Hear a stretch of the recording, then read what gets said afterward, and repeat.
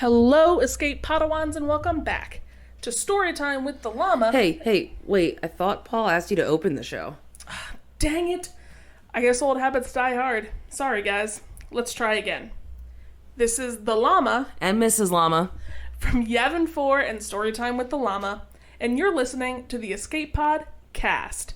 This show was recorded in front of a live studio audience. Take it away, guys. I gotta get ready for story time and not mess anything else up. Anything else to say, Mrs. Llama? No, I think you covered it. Enjoy the show. One is a Grand Arena specialist from the UK. The other is a territory battle tactician from the US.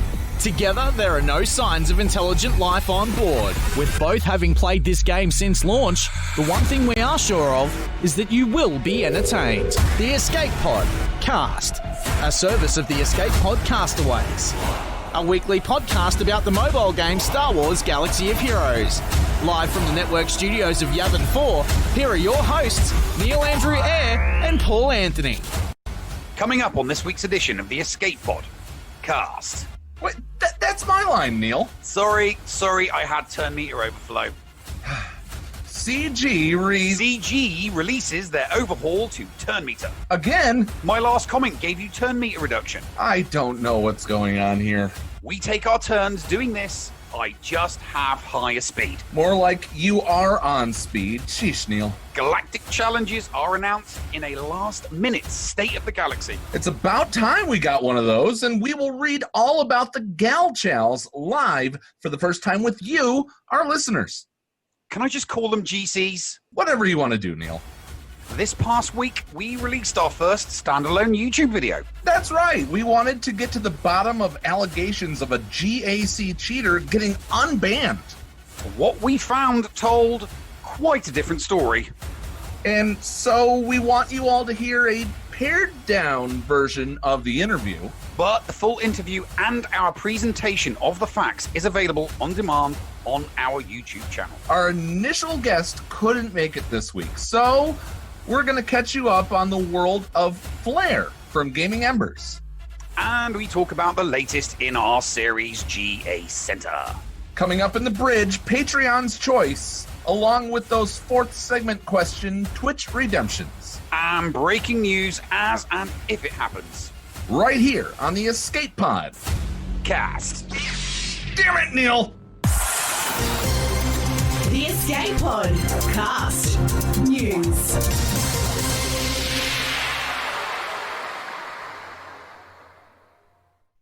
Hello there, ladies and gentlemen, and welcome to the Escape Podcast. I'm your host, Neil Andrea, and as always, I'm joined by my hetero life partner, Paul Anthony. Paul, how are you today? I'm happy. I got, through TB, I was able to get my 7-star negotiator now, so therefore, I have both capital ships at 7-star, and I can finally be using Get 2 for gear. Yes, well, I got some decent rewards, but I've already got like my 5-star malevolent, so I'm on that, that long crawl towards 6 and 7 stars now. So, Neil, yeah. What's on your head? This wonderful beanie that is on my head is hand knitted by my mother. Didn't you get your hair cut? Yes, I did get my hair cut. Yep, if you tuned into the live stream earlier on, I did get my hair cut on live stream earlier on today. Yes, earlier this afternoon. So yeah. Aren't you going to show people on the main show? People can, well, I think that we need a hype train. I think if we get a hype train, because Run DMV's already gone absolutely bonkers with his bits earlier on. If we can start a hype train, then yeah, I'll do a reveal. And I won't then I won't force people to go and watch it on the YouTube channel. Okay, so I saw that Dr. Feelgood did something, and Run DMV has now donated 1,000 bits. All somebody has to do is 100 or a sub, and you will unveil. Make it worth my while. Take the hat to remove the beanie. Make it worth my while. But anyway, let's There go you with the go. show. Savage Diva. Savage Diva. Okay. Savage Diva has started the hype train, so the hair reveal for those watching on YouTube and Twitch is now. I said now, Neil. Oh my God, it's Gridzy's dad. Ladies and gentlemen, I'm not sure if you knew this, but Neil apparently is Gridden's father. At least that's what it looks like to me. Do I make you horny, baby? Randy. Yeah, baby. And now he's become Austin Powers. And now Zoolander. All right. Let's get into what everybody was afraid that we were going to discuss for 30 minutes. Okay. Let's get into this. The turn meter and speed overflow changes. Yes. They added at the very bottom, Han is still going to shoot first. Yeah. Thank you, Run DMV, for another 400 bits. Han is still going to shoot first. Watt will go after that. Mm-hmm. Those are the forced ones. Yes. But now, in addition to, it's no longer a coin flip if they're at 100% no matter what. The overflow percentage is now going to be taken into consideration, which it should be. And it's great if you've got like a wizard brain regarding maths in PvP. But I still, not being able to see what the overflow is isn't going to give you any kind of tactical or strategic advantage unless you can actually see what the overflow is. Unless you've got a wizard brain. I think that would be a great idea for them to take the turn meter and add like a white bar or another line to it. I think they just need to add a number. Just like you get a percentage on your battery, they just need to add a percentage number. So when it's 100 or 105 or 100, at least you know who's going. So if you've got 3 people and they're all over 100, one's at 105, one's at 108, one's at 112, you know who is going to go next, and you can act accordingly, because you might want to use one of their mechanics that, you might have a character at 110 and a character at 105. And there might be one of your opponents might be at 108. So you might think, oh, if I reduce that guy's turn meter, I know that this one's going to go next. If you could see your turn meter in PvE, it's because I don't think anybody is that fast in a 5-minute PvP match. Just you wouldn't be. It would be very, very difficult to figure out what the what the turn meter is, what the math is in such a short time. But PvE, it would definitely be advantageous, especially in things like assault battles, territory battles. It would be perfect. Okay. Thank you, by the way, Dr. Jojo, for the 500 bits. We're 86% of the way through level 2 of this hype train. Thanks you so much, guys. Cheers, Doc. But what about this? What about adding that number or adding a overlay toggle? You know how they smashed down? Yeah. Giving people an option. So you're thinking like the toggle, giving people the option to see it in a numerical form. That is correct. Yeah. I would love to see I'd love to see numbers. I think something like that would be. I mean, now that they've done this update, including something like that in the next QOL update would be great. To actually see the numbers would be really, really good. My God, you could get so tactical. The thing is, you could train yourself to, if you're using the same characters in the same team and using the same mechanics over and over and over again, at some point, it just becomes, muscle memory. And you just instantly know, oh, okay, if I use that, I can see that they're at 105. They're going next. But if I use this mechanic, it's going to reduce the turn meter to less than 100%. They're not going to go next. I think knowing what the numerical value of the turn meter, so that you know what the overflow is, would be hugely advantageous. Thank you, Savage Diva, for the 100 bits, and then JJ Manners at the last second completes level 2, starts a level 3 hype train during this opening segment. Thank you, guys. What's my better side, Savage? This side or this side? We now have 4 minutes and 30 seconds on the level 3. My gosh, thank you, guys. All right. It's absolutely it's going to be neat. We've got better things to talk about right now.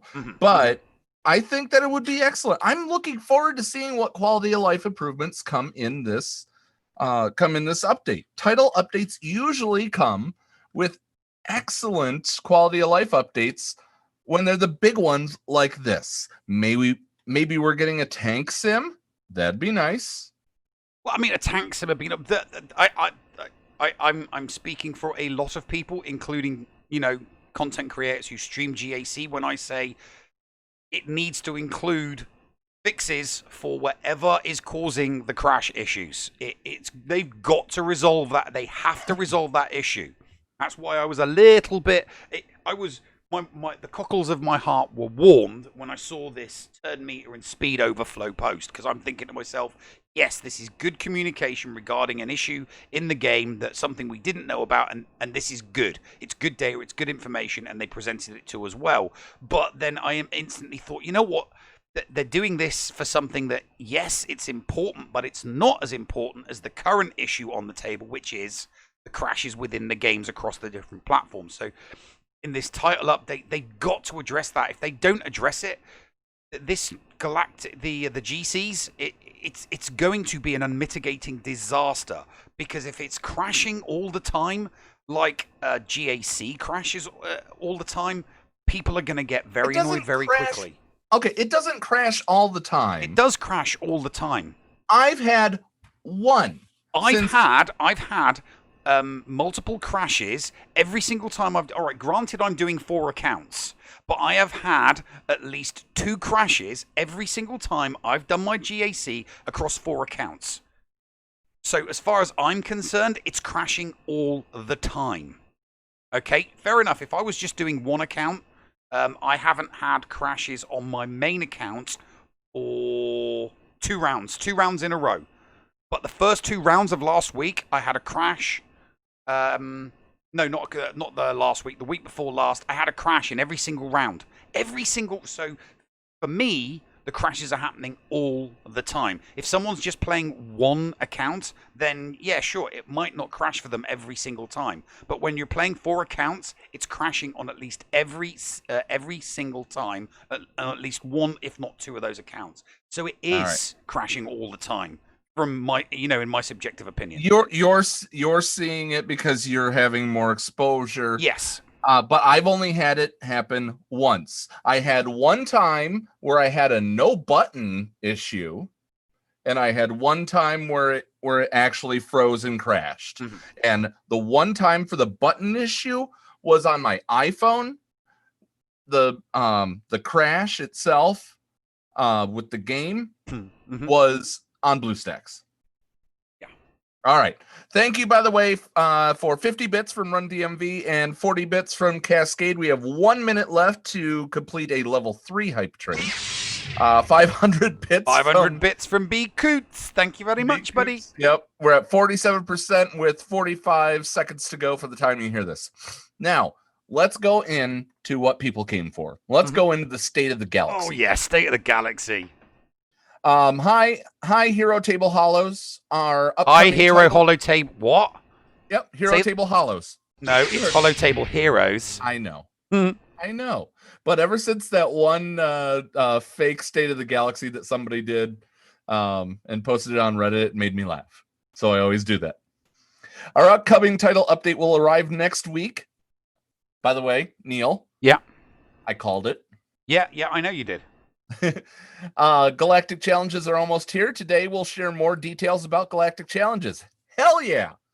And the upcoming and the complete update notes will be posted with the release. Yeah, that is true. Run DMV. Yes, screen cap train rewards. We didn't get to level 5. We'll see what we can do. I may count what you did earlier in the thing. We'll see. We'll see how. You're still, how people dude. You're still the king of the Millennial Fulcrum today, buddy. That is true. Sorry, no, behind the curtain- captain. You're the captain because it's a ship. Behind the curtain, this update usually really has 2 parts. A whole new set of tools for us to create events more efficiently, and Galactic Challenges, the first type of event built using the new tool set. This greatly expands our options to create even more events and game modes in the future. We'll be closely monitoring Galactic Challenges over the next few weeks, and we have already have plans to expand this feature after our initial exhibition period. Real Going Nerdy's decided to join the party. Thanks for the bits, buddy. 200 bits from Real Going Nerdy. Thank you. So what the hell are Galactic Challenges, it says? If you haven't had a chance to read the summary in the road ahead, no, we saw that road ahead. Yeah. It was short. Galactic Challenge events keep the game fresh and engaging by offering interesting and unique encounters that feature always changing combinations of modifiers, locations, and feats, along with multiple tiers of difficulty and associated rewards. Modifiers add a range of positive and negative status effects to the battle, meaning you'll have to mix up your strategies to succeed. Whoa. It's an event based on a specific planet that loosely shapes what kind of encounters and challenges factions you will find. On top of that, there's 3 types of modifiers fixing up the formula. Okay, I'm going to zoom in here. So I'm trying to see this. So the enemy squad in the thing, it's talking about the Death Star and Empire. Enemy squad is Thrawn, Death Trooper, Range, Shore, and Veers. Volatile engine energies. I can't read what that says on the first one. That is the global player. I cannot see these. The enemy gets Imperial Edge or something like that. Kind of hard to see it. Imperial Edict is what you're talking about. The screenshot. Yes. Yeah. Okay. So location. And there's a 10. The timer on it says 10 minutes and 38. So it looks like these are looks like there are going to be time restrictions on. Yeah. Conditions: complete battle with 5 Sith characters. Complete the battle without losing a unit. I'm going just off the screen here. What are you trying to read? And I'll read it. And it keeps changing. Complete a battle with an undersized squad. And then there's how many difficulties here that it's saying? I can't pause this little video that just keeps repeating itself. Then just keep reading because it's probably got 7. It's probably got 7 difficulties. All right. Yeah, it's probably each got galactic challenge is based off a specific planet, Yeah, loosely shapes what encounters and factions you'll find on top of that. They already said that. That's weird. Didn't I just read that? Global modifiers will affect both your squad and your enemies. Player modifiers only affect your squad, and enemy modifiers only impact the enemy squad. These modifiers can be anything from new activatable abilities to special debuffs or buffs. So essentially, it sounds like they're assault battles, mini assault battles. Mm-hmm. Yes? Yeah. It does sound like the enemies are going to be fixed. It sounds like everything's going to be fixed. So that you can get to grips with each of the various different tiers and each of the various different difficulty levels so that you can, upgrade and increase power on certain characters so that you can, get used to it and get through them. Unless somebody's a Kraken or a Uber Whale, I don't think that they're going to be just blasting through this. All right. You'll receive rewards for completing each tier, but you can also earn rewards for completing individual feats for each tier. I like feats. The rewards list at the bottom shows all the rewards that are available and will be removed from the list once completed. You missed a paragraph. I did? Yeah. You can see in this the following examples of modifiers below. Go ahead. You read that one. Give me a moment to... So you can see this in the following examples of the modifiers below. Dune Sandstorm is a global modifier, so it's constantly applying damage over time to everyone in battle. To counter this, you might want a team that cleanses your entire squad frequently or takes advantage of the large stacks of debuffs on the enemies.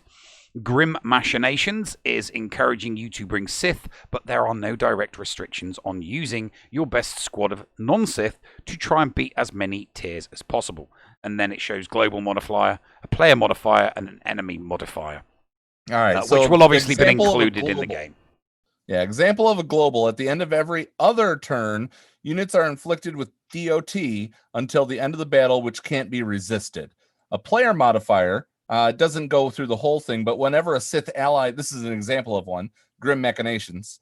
Whenever a Sith ally is defeated, all Sith allies gain 50% max health and offense stacking until the end of battle and gain 50% turn meter. Whenever a Sith ally defeats an enemy, they get Dark Ascension. And an enemy modifier is summon separatist allies, so that'd be the Brute, B2 battle, rocket droid, and things like that, have an extra 25% max speed, health, protection, and increased damage, and all other separatist allies gain half of those bonuses. So that could get pretty nasty. Yeah. Like I said, it's going to take, it really is going to take time for people to get to grips with exactly what is required. And to be honest with you, this is the GCs is going to be a theory crafter's wet dream. This event is going to be a theory crafter's wet dream. I am excited for this. Oh, Ian is gonna love this. So, receiving rewards for completing each tier, gain rewards for completing feats on each tier. The rewards list at the bottom. I already mentioned that. Since I haven't completed this tier, the green highlight. Oh, he's explaining in the bottom, the picture. The green highlight in the rewards list indicates there are rewards for beating this mission for the first time, and the purple shows which rewards are tied to feats. You can also tap the arrows to get more information on the feats, which rewards you'll earn for completing them, or modifiers. You will want to review each feat and tiers, which feat and tiers give which rewards, as they may change from event to event. Damn Wessel shards in this example. Complete the battle using a bounty hunter. What's that? I'm gonna have to try to catch it again here. Yeah, don't try catching it. Just tell people to go to the forum and watch the video. Yeah, watch those videos. somewhere. But they're interesting. You know, I'm reading this for the first time, and I'm getting very, very intrigued. That's the thing, Neil. Okay, I'll take it from exhibition season onwards. Sure.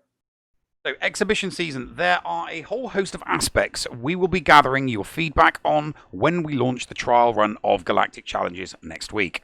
Does 7 days feel too long? Is 2 days not enough time to complete these types of events? Does this event create a compelling puzzle for your roster? There are a few elements we already know we want to expand, and the event tool was designed with this flexibility in mind. We are initially starting with a limited number of feats, modifiers, and locations to ensure a clean release of the feature, but we are planning to expand these areas in the future. The first schedule has a few different durations to see what feels the most enjoyable. There are 6 events for our initial run, starting off 2 times 7-day events, then 2 times 3-day events, and finally 2 times 2-day events. The schedule is structured as planet, enemy, player modifier. So we've got Tatooine, Separatist and Sith, 0812 to 0818.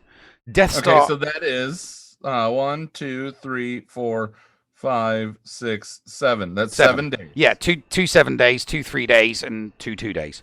So the next one is obviously another 7-day Death Star, which is going to be Empire Bounty Hunters. Then Malachor, which is a the 3-day Old Republic Rebel. Then we've got 4-day. 6, 7, 8. Oh no, you're right. 3 days. It's 3. Yeah, that above it said it's 2 7-day ones, 2 3-day ones, and 2 2-day ones. Okay.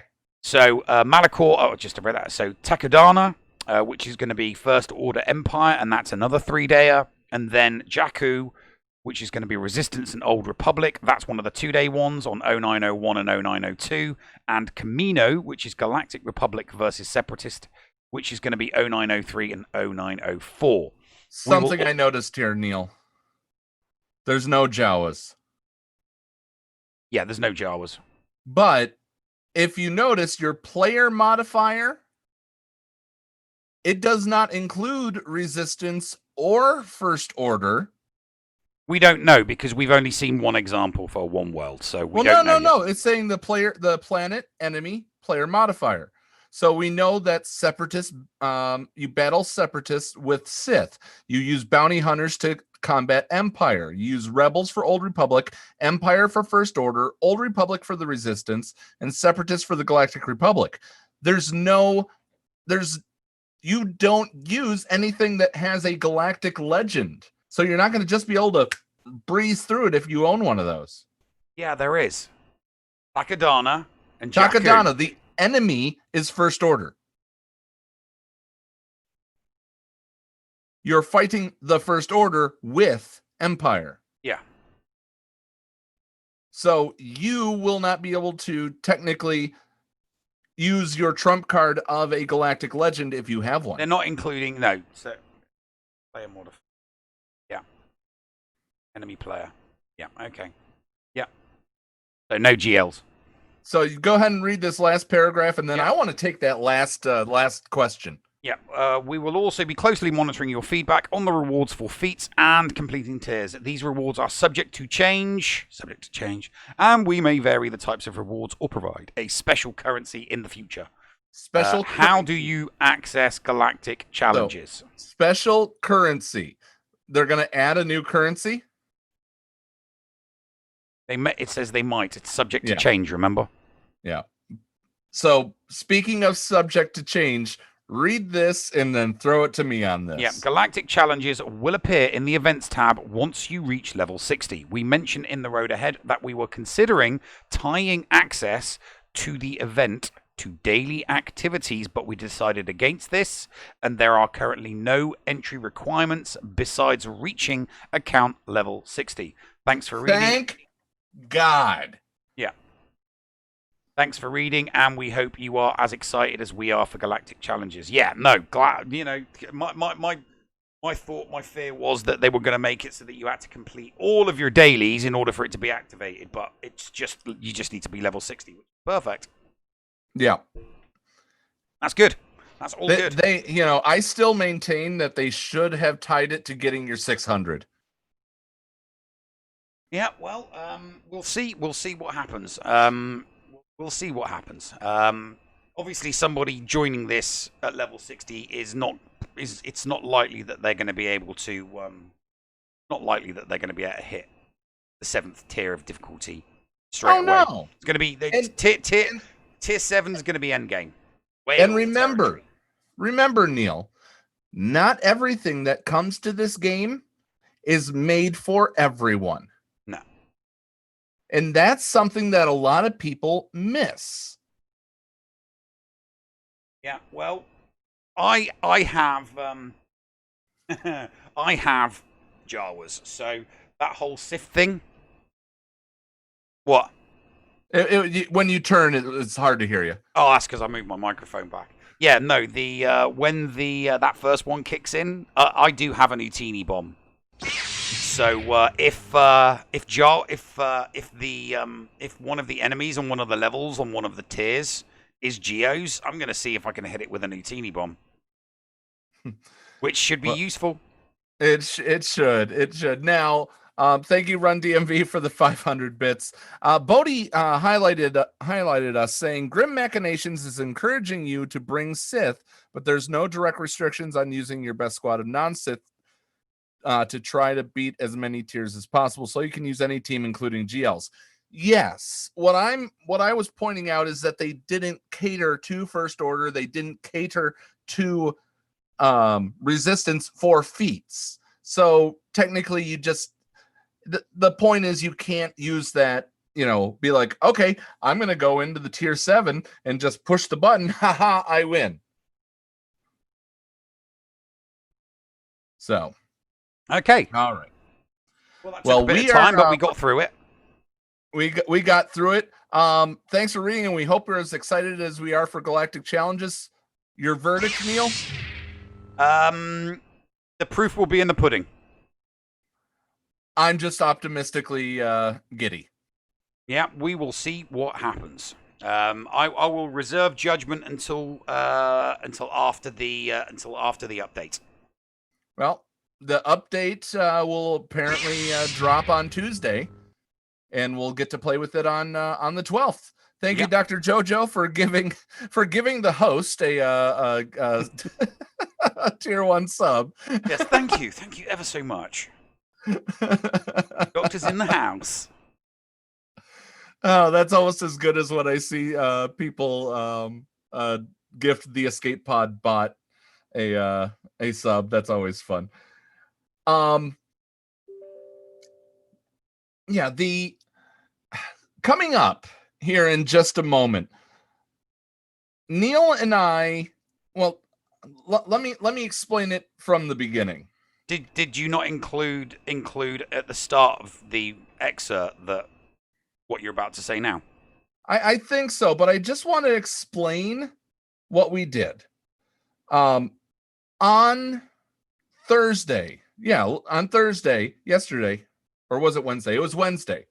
On Wednesday, I saw a video by a prominent content creator, and I wanted to investigate why this person got unbanned. I wanted to talk to them and say, why do you think that you got the special treatment that everybody's claiming you did?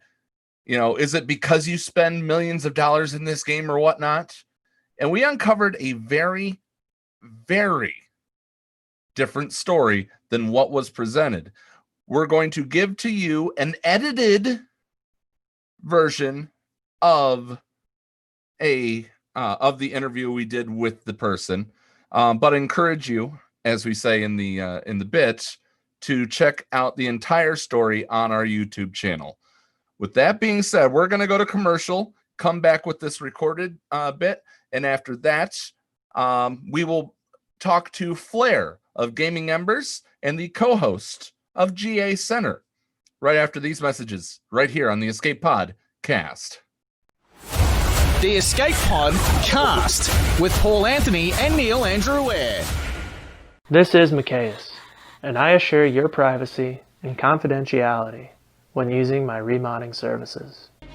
G'day legends, this is Heinzie. Did you know Micaeus Modding Mayhem is the premier modding service for the game that we all love, Star Wars Galaxy of Heroes?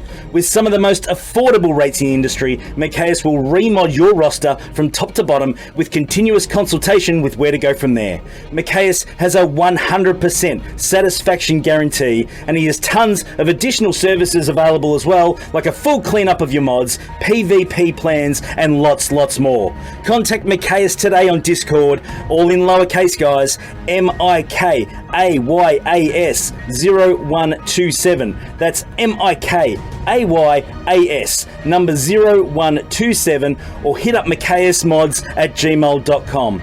I fully endorse Micaeus Modding Mayhem, and you will too. Micaeus Modding Mayhem, the official remodding service of the Escape Podcast and the Escape Podcastaways network. Hello friends, this is Thaddeus from Going Nerdy, and I approve this message, and am compensated for signups for this service. The world's largest audiobook library is at your fingertips, and the Escape Pod Castaways wants you to try it for free.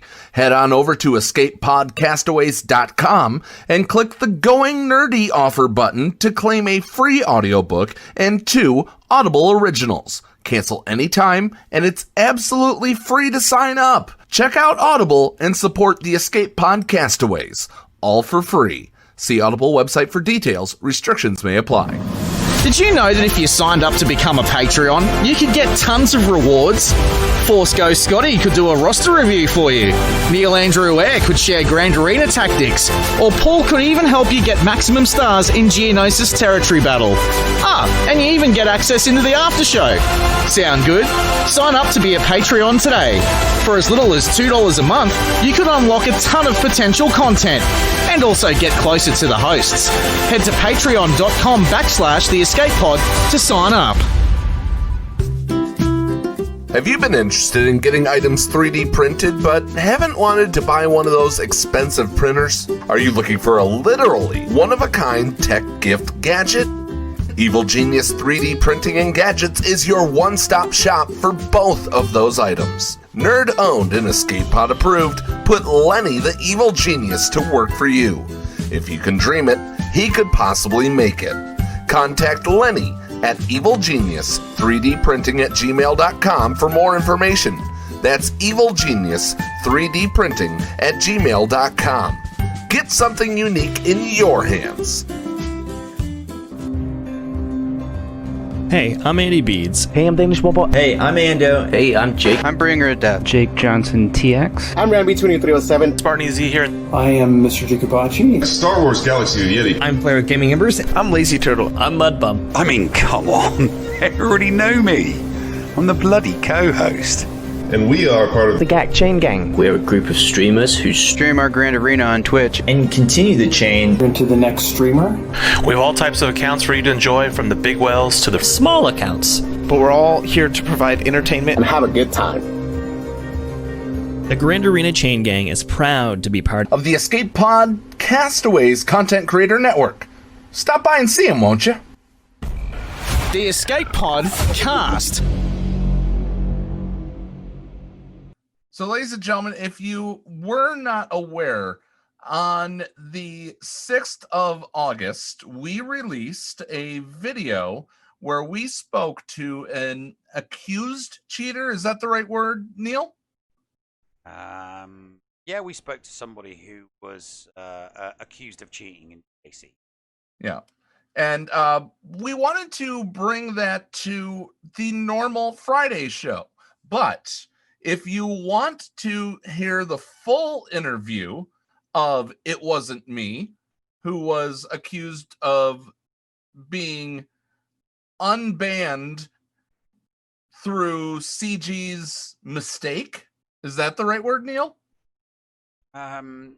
He was accused of cheating because he was banned, but we determined that he was incorrectly banned. The ban was lifted, and he was compensated for the false ban, but that didn't stop people from suggesting that he was legitimately banned and that he shouldn't have been unbanned. Yeah, but so we wanted to bring this, which we worked on this past week, to the main show to possibly encourage you to take a look at the interview that is on our YouTube channel. This was a YouTube exclusive, and we want to bring this to you within a time frame, and then after that we'll bring you an incoming transmission as normal. But coming up here in just a moment, you'll see the interview we did on Wednesday night that we released on Thursday with It Wasn't Me. Ladies and gentlemen, welcome into the interview portion of TDPC Fact Check, or you might actually be seeing this in our second segment of the actual Friday show. I have with us on audio chat, say hello. It wasn't me. Hello.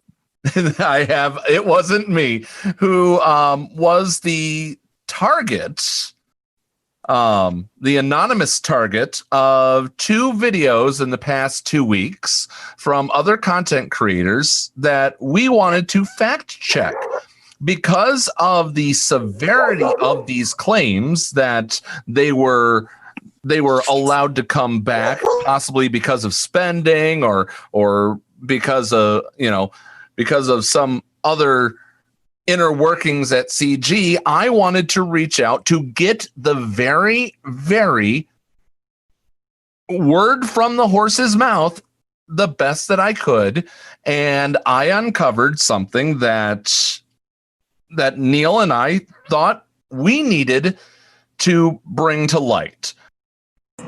No, well, okay. So all I want to do at the beginning is I kind of want to add a bit of a human touch to it. I want people to know who you are. So I just want you to say, how long you've been playing the game, when you started, how long have you been playing for, like we would do in a normal interview, I want people to know that you're an actual person. You're a member of the SWGOH community. You've been playing this game. You're a fan of the game. You're probably a Star Wars nerd and geek, just like Paul and I are. I want people to know who you are, and then we can move forward from the timeline, going back to obviously in 2000, I think was it 2019 or 2018, when you were, when you self-admittedly broke the terms of service and you did something bad.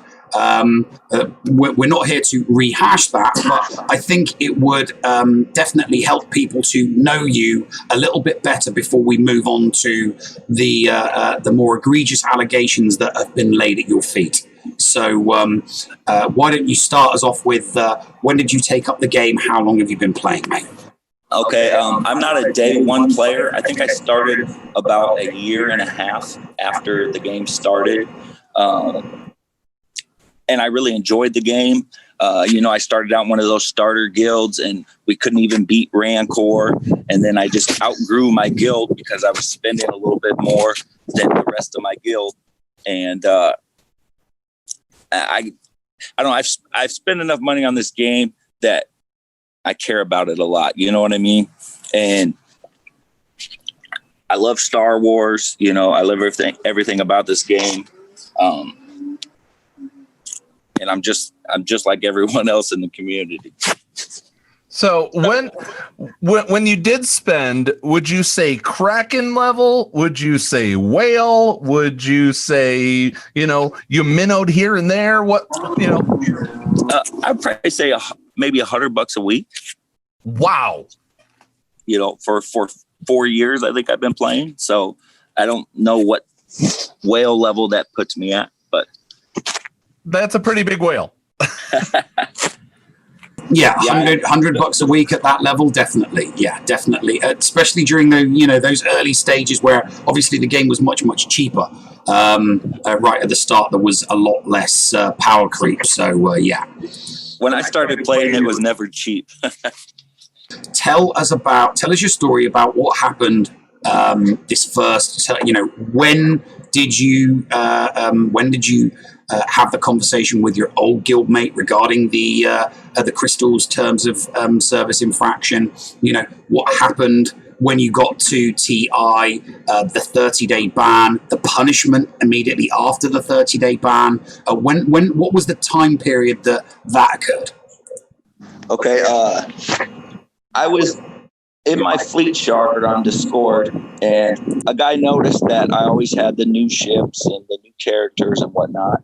And he reached out to me and he said, "Hey, I know you spend money on this game." He said, "I can give you discounted crystals, so you're only paying like $50 and $60 per vault rather than paying full price." And I knew it sounded too good, but I said, I'm spending anyway. Why not? So I did this for like 2 months, and then CG came out with a mass ban on people with cheap crystals. So I stopped immediately because I didn't want to get banned. About 3 months later, I joined TI, and I was in their guild for probably, a month and a half. And an officer in TI approached me on Slack. That's what they use instead of Discord. And he asked me, he said there was rumors that I purchased cheap crystals, and that since TI was the face of the community, that wasn't allowed. So I told him the truth. I said, yes, I did do this. And once I heard that you're not allowed to do it, I quit immediately. Well, they said that's understandable, but they had to let me go out of TI. So the next day, TI just one guild at this point, or were they an alliance? They had the 3 guilds. When they had red, black, and blue, I believe. And at the next day, my account was banned for 28 days after I admitted to the officer in TI that I did buy cheap crystals. So I contacted Lucifer's daddy and asked him, hey, how do I get my account back, blah, blah, blah. And he said that after the 28 days, they would take some things away from my account to compensate for the cheap crystals that I purchased. So I had G12 plus Django, G12 plus Aura, G12 plus Nest, and I think just a G12 Kira. They all had Zetas. They took all 4 of those characters from me, put them back down to level 0, took the mods off of them, and I asked Lucifer's daddy why they did this, and they said that was to compensate for the cheap crystals I bought. So you did something wrong. You admitted to it. You were reported. Obviously, somebody in TI then reported you for that infraction. So you'd done something wrong. You admitted to it. TI reported you. You got a 28-day ban, and once your ban was over, you had, for all intents and purposes, the characters that you'd spent those ill-gotten crystals on were reversed. So you'd taken X amount of characters to Gear 12 Plus and 7 stars with those crystals that you got cheap, and CG basically went, okay, we're reversing that. So all the crystals that you spent in that time period got reversed. And were you put on probation by CG after that ban occurred? No, I don't think so. They just gave me my account back after the 28 days, and once I got my account back, I really didn't contact them anymore. This is without question. So this is something that we 100% absolutely know about. And you did the crime, you've served the time, so you should be able to move on, within the community. You've paid your penance for all intents and purposes, and you're a good boy again. So then obviously something, what came along next was, almost a year, the JKL event came out, and you got Jedi Knight Luke, but something else occurred at that point, didn't it? Yeah. It was suspected that it was my account and a featured prominent content creator, that they used my account to unlock Luke. And the community response, I don't know if that our content creator has a whole bunch of haters or whatnot, but it seems like during this video they were saying whose account it was and that I'm a cheater and blah, blah, blah, blah, blah. And that's where I believe people did a mass report on me. They wanted me out of the game or whatnot, and they weren't sure how to do it per se. And then in a Grand Arena Championship log battle or whatever, I was accused of cheating. Yeah, and it was supposedly a ship battle of all things. And the thing is when I opened up the game one day and it said your account is banned for repeat offenses. So, and this was like a week after that content creator's stream. So when I reached out to CG, I was wondering why they banned me. I was for sure that it was because of this incident for my account being allegedly used by that content creator. But when Leviathan messaged me back, he said that my account used a mod or a hack to benefit my account. And I thought to myself, there's no way, I've never cheated on this game. I don't know how to cheat. I only play on iPad and iPhone, which I thought those were unhackable. In Bulldog's video, he says an APK hack. I play on iPhone and iPad. I don't have a computer. I don't do BlueStacks. I don't do none of that. So I was curious of how they thought I cheated. And then Leviathan messaged me back, and he said on 6/24 that my account used the mod or hack to win Grand Arena battles. I'm looking at them right now as well, and I'm looking at this round one, and I don't see where the issue is. Now your battle log for the 24th looks like everybody else's. There's nothing untoward about it. Now you said that there were people within the community that said no, it was the championship round, and again I question that because you lost it. So it was a tie, and I lost on GP. So and it's like, why cheat for an extra Zeta? I really don't get it. You know what I mean? It was a tie. I'm looking at it right now. So that brings me to the stream, the JKL stream, where you said that people were putting in the chat in the stream that you were a cheater. Now, here's the thing: how public was how public did the infraction from 2019 go? The one where you were asked to leave TI because of the crystal terms of service infraction. Because yes, it was a breach of the terms of service, and yes, getting cheaper crystals is going to give you a very, very a slight advantage. It's going to give you a big advantage over free to play, and it's going to give you a slight advantage over other whales. But how prevalent within the community was the knowledge of that terms of service breach from 2019? Because if people are writing in chat that you are a cheater regarding your account, that's the one and only time where you've actually cheated. Sorry, where you've breached the terms of service, admitted to it, got caught, and been punished.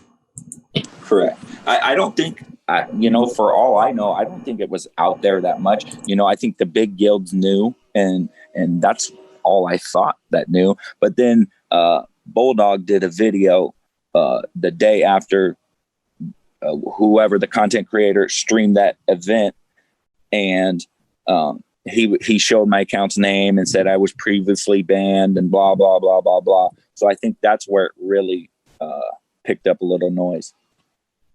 So we're back to normal, and you think everything's fine, and you do the JKL stream occurs, and then you're accused of APK hacking. Now, upon discovering that upon discovering that you were being accused of APK, of cheating within GAC, and we all know it's very, CG were very public. CG were very, very public in what they were going to do to people who were found cheating within GAC. They were threatening permanent. It's the only terms of service. It's the only area of the game where cheating will get you a permanent ban. I mean, it's different types of bans for different types of terms of service infractions, but they made it very public that a permanent ban would occur on any account cheating in the Grand Arena Championship. And here you are being accused of cheating within a Grand Arena within the Grand Arena Championship on the 24th. Give us the timeline from being banned and the communication between yourself and Lucifer's daddy and Leviathan regarding the allegation made by other members of the Star Wars Galaxy of Heroes community. Correct. They didn't even email me to tell me my account was banned. I just opened up the device and it said I was banned for repeat offenses. So I wrote Lucifer's daddy because I had contacted him before on my previous ban. And I said, Lucifer daddy, what's up? Why am I banned? And he said, I'm going to transfer it over to Levi. So they transferred it to Levi. I asked him, why am I banned? What's going on? And he came back with I used the mod or hack or whatever the hell they said to cheat. I emailed Leviathan every day. After about 2 weeks' time, he quit emailing me back. So I waited another, 3 days, and I sent Lucifer's daddy a message. And I said, hey, Lucifer's daddy, I said, who's in charge of looking over these accounts? And he said that he didn't do the day-to-day accounts anymore. The account checks that he would, when he got some free time, he would take a look and find if my claim was true or whatnot. So 3 days later, I opened up the game and I had my account back. Lucifer's daddy said he audited the account and that they are going to monitor my situation or something like that. So I don't know if that means probation or whatever it is, but sounds, and this is just conjecture, but it definitely sounds like probation to me. You, Neil? It sounds like probate. It's likely that your account is probably going to be one of the accounts that is, and this isn't. I'm not saying this for any bad reasons, but because you breached the terms and conditions before, and because you've been caught and punished, it's kind of like, you know, somebody that's committed a crime, has gone to jail, and is out. You know, you're going to be a person of interest. They're going to kind of watch you to make sure that you don't do it again. So your account is more than likely to have been getting monitored, rather than someone that's never breached the terms of service. They'll probably have a list, you know, somewhere of accounts of people who have cheated, who have broken the terms of service before, and it's like, okay, these are people we're going to be watching, because if they do it again, you know, 2 strikes, gone. I opened the game. They gave me 2,000 crystals, and it said, sorry for any inconvenience. And that's a joke in itself. You know, you miss arenas for 3 weeks, but it is what it is. You know, I got my account back. After what they did to me, you know, it's free to play from here on out. I'm not going to be a big spender anymore, because it doesn't pay to spend. You know, they can just take your account for no good reason. How are you being? I'm just curious. How are people treating you regarding? I mean, are you're still in a guild. Yeah. But and are you still in dominant in various different Discord servers, or are you still being welcomed, or are people simply taking at face value the falsehoods and the false allegations being made against you? I'm not a big Discord guy. Like, you know, I have 8 servers on my Discord, so what people think and say about me doesn't really bother me all that much. My guild knows that I didn't cheat. You know, I was upfront with them with what happened with the whole situation, and you know, they kind of helped me walk through some emails. You know, put I don't know, good words in my emails, because you know, I'm not the best with words per se, but everything's good in my guild right now, and that's about it. You are, without a doubt, one of the first cases where someone has been very publicly falsely accused of something, and I think that maybe an apology or some form of restitution directly to you. Here's the question, though: Do you even want that? No. It doesn't really bother me, to be honest with you. I just want to be left alone and let me play my game that I enjoy. That's powerful right there. All right, and thank you very much for allowing us to share that interview with you. You know, once again, you can find the full interview on our YouTube channel, youtube.com/c/The Escape Podcast. And we'd love for you guys to check out the full interview if that little teaser happened to intrigue you. Isn't that right, Neil? Yes, absolutely. All right. Well, guys, stick around for the incoming transmission right here on the Escape Pod Cast.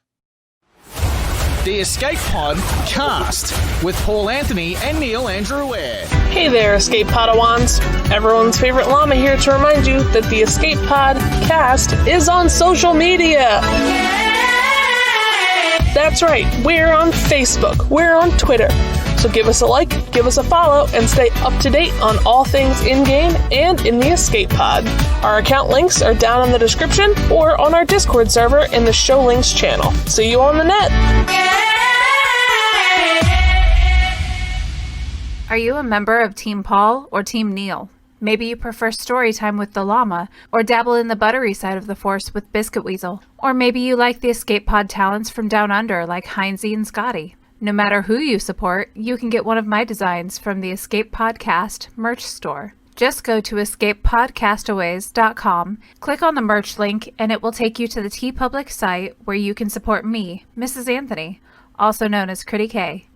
Also be sure to check out the Mrs. Anthony Shirts channel on the Escape Podcast's Discord server weekly to vote for my latest shirts in the Design Derby on Woot. Links for both of these are down below. Thank you for supporting the Escape Pod Cast. Heinze from the ANZGC is officially a member of the Escape Pod Castaways.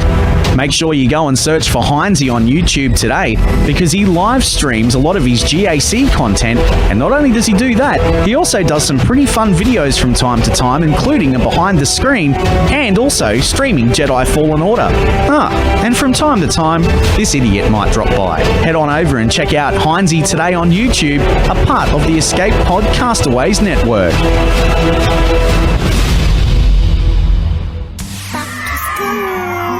Escape Pod, cast for kids. It's really cool.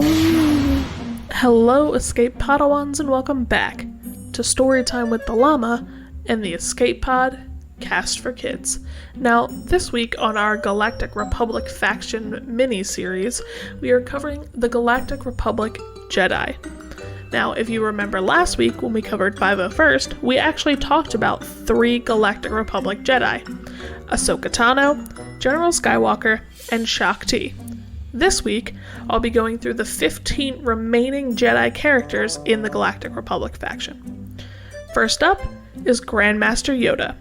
You can get Grandmaster Yoda through his legendary event, Grandmaster's Trading, with 5 7-star Jedi. General Kenobi is available from the Heroic Tank Takedown raid as a reward.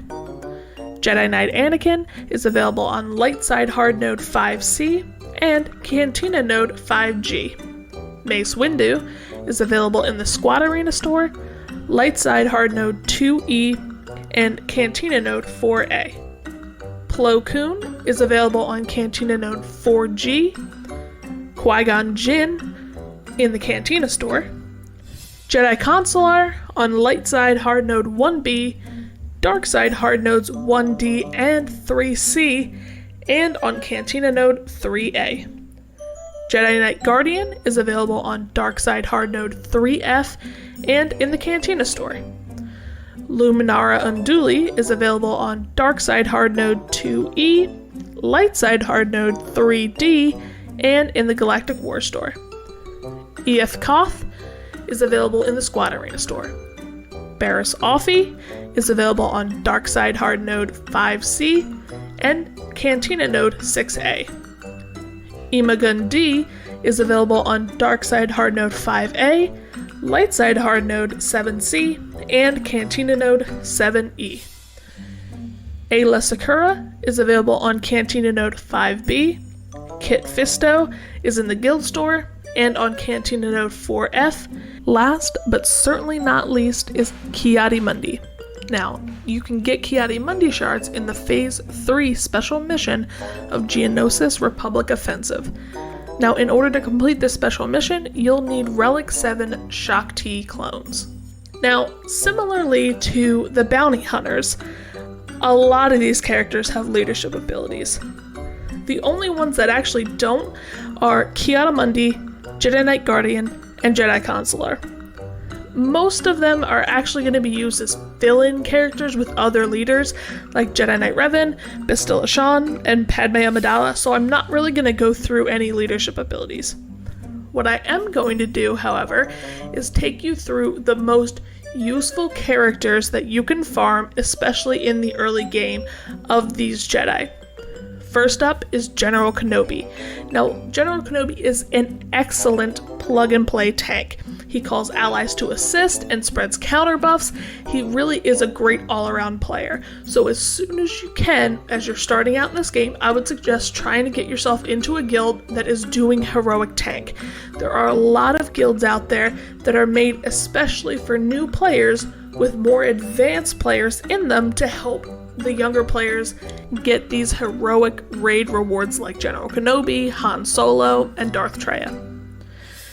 Jedi Knight Anakin is really, really good in early game arena, especially in an all-Jedi team, and that really is the team I suggest new players start out with, especially with where the game is headed. A Jedi team, when you first start out with Arena, is really going to give you the most success and get you the most bang for your buck. And Jedi Knight Anakin is a big part of that. He does really, really awesome damage and spreads buffs with his special attack, Overpowering Assault. Now, Mace Windu, he does have a capital ship. It's called Endurance, It's not the best capital ship, but hashtag make Mace great again.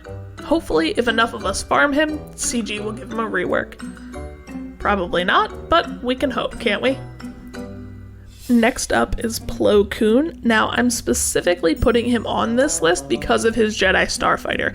He's a great addition to a Negotiator Galactic Republic fleet, and it's really best used as a reinforcement because when he comes in, he's going to dispel buffs and grant health and protection. Next up is Qui-Gon Jinn. Now, this is more of a late game suggestion. Qui-Gon is actually a surprisingly useful leader, especially when he's used as a cleanup team in late game Grand Arena. His leadership ability grants a lot of speed to Jedi allies, and it can be useful when you're trying to knock out those last couple of characters or that last squad to get the full clear. Now, Barriss Offee is also an excellent Jedi. She dispels debuffs, and with every single one of her ability, she heals all Jedi allies in some sort of fashion. Luminara Unduli is an excellent healer and attacker for early game. If you put her in your arena squad, you will definitely not be dissatisfied.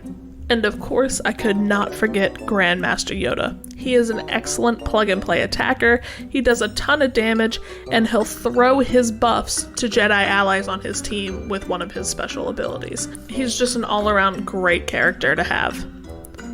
Now, let's talk about some teams to use all of these Jedi in. One of the most obvious is a Jedi Knight Revan or a Bastilla Shan-led Jedi team. Now, you'll be using Bastilla Shan more in the beginning until you get Jedi Knight Revan unlocked, but once you have him unlocked, you really want to use him as your leader, especially if you're trying to use him in Arena. So some of the Jedi that you can put in there, when you're using Bastilla, your options kind of open up a little bit. You're going to want to use GMY when you have him. You're going to want to use General Kenobi, Anakin, you can use Barriss, Luminara, but when you get into a Jedi Knight Revan team, there's a pretty set standard team, and that's going to be General Kenobi, it's going to be Grandmaster Yoda, Bastilla Shan, and Jolee Bindo. Those are going to be the 5 characters that you're definitely going to want to use with Jedi Knight Revan, but like I said, with Bastilla, you have a little bit more flexibility to play around.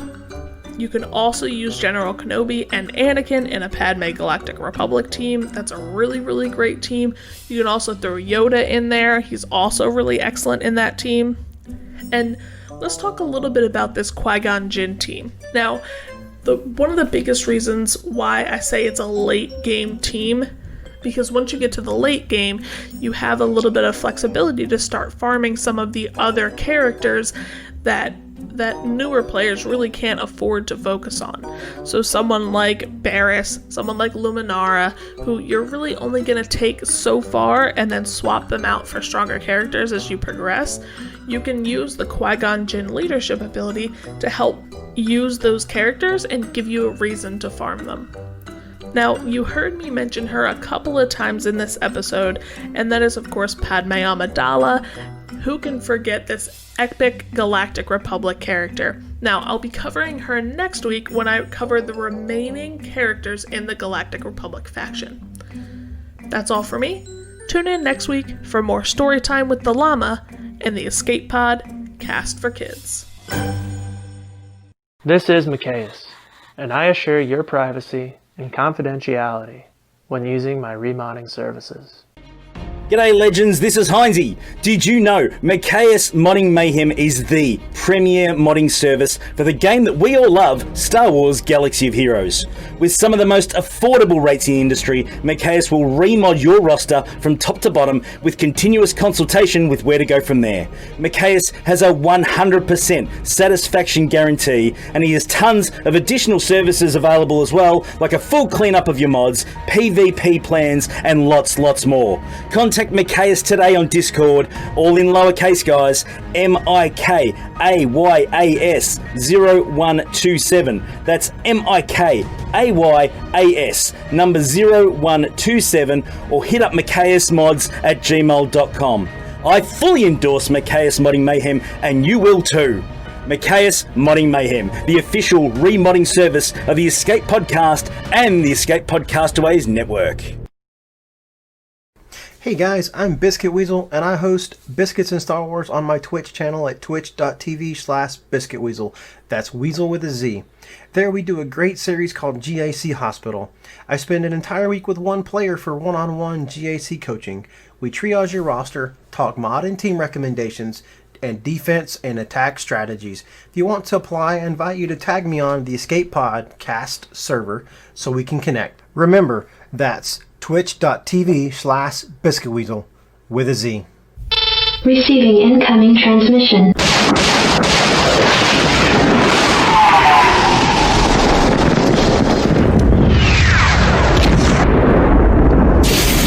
Receiving incoming transmission.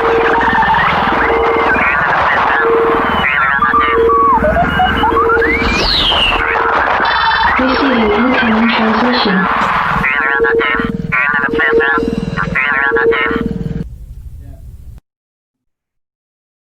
And welcome back to the show, everybody. This week's incoming transmission guest needs no introduction. Hello, co-host. Hi, co-host. How Hi, you doing, co-host. Hey, co-host. Hi, co-streamer. Hello, Hi, co-streamer. Ladies and gentlemen, he hails from the Twitch channel known as Gaming Embers. He is a very, very good friend of our channel, of our network. He is one of the two people in charge of the Chain Gang. He is one of the two co-hosts of GA Center right here on this very channel/network. But most of all, he's also a good person and friend.